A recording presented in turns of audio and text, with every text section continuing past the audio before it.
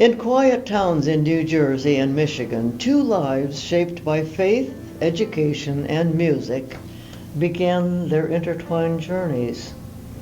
This is the story of Claire Edith Trembath and John Gregory Bryson.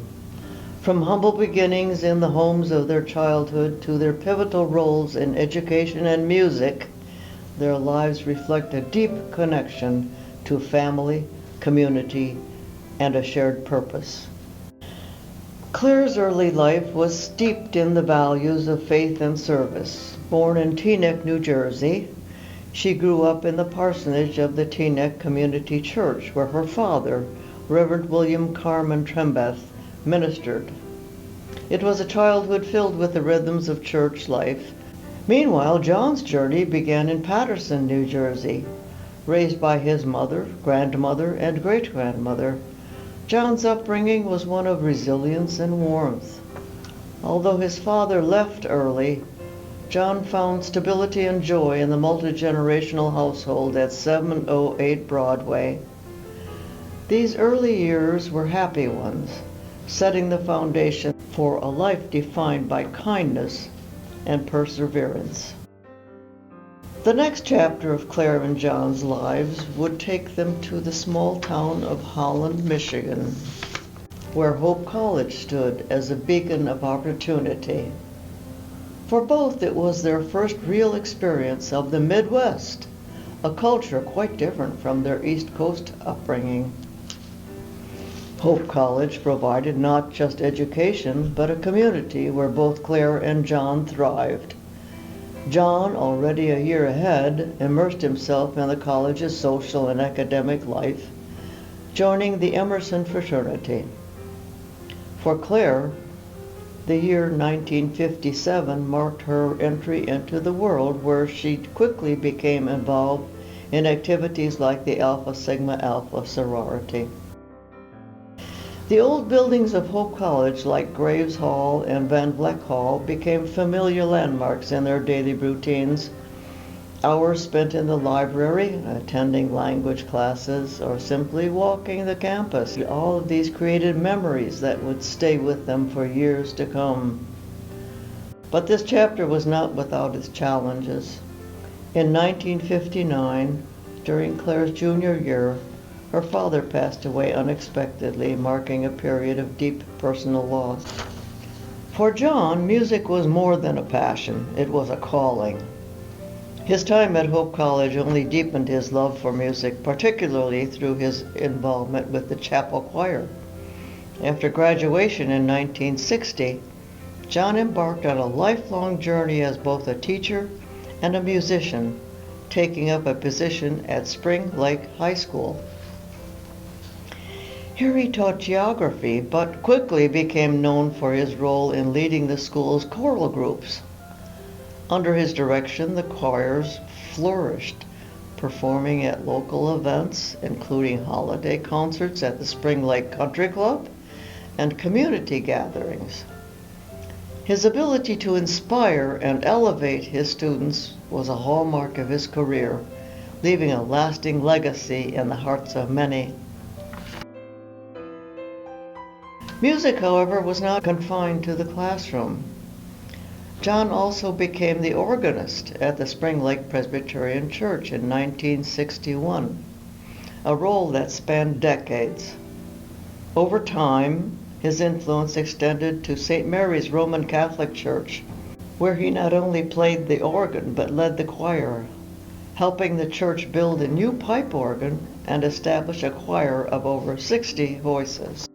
John's commitment to music, whether in school or church, was unwavering. His ability to unite people through music, bringing together different denominations and faiths, spoke to the unifying power of art and faith in his life.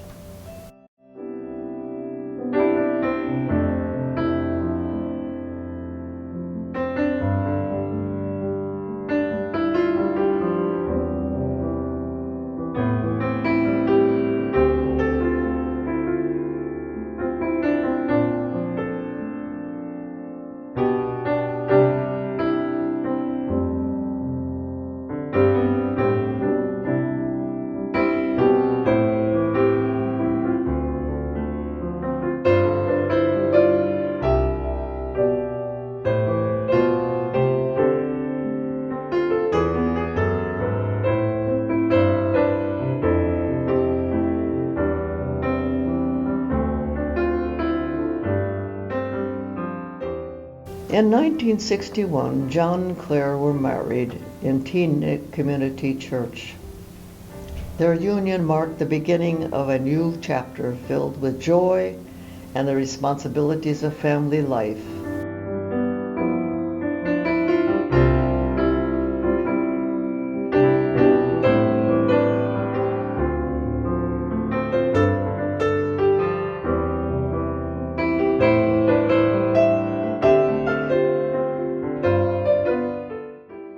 Their first home in Spring Lake was modest, but soon with the arrival of their first child, William, in 1962, they moved into the home that would become their family's heart for over 57 years, 212 Prospect Street.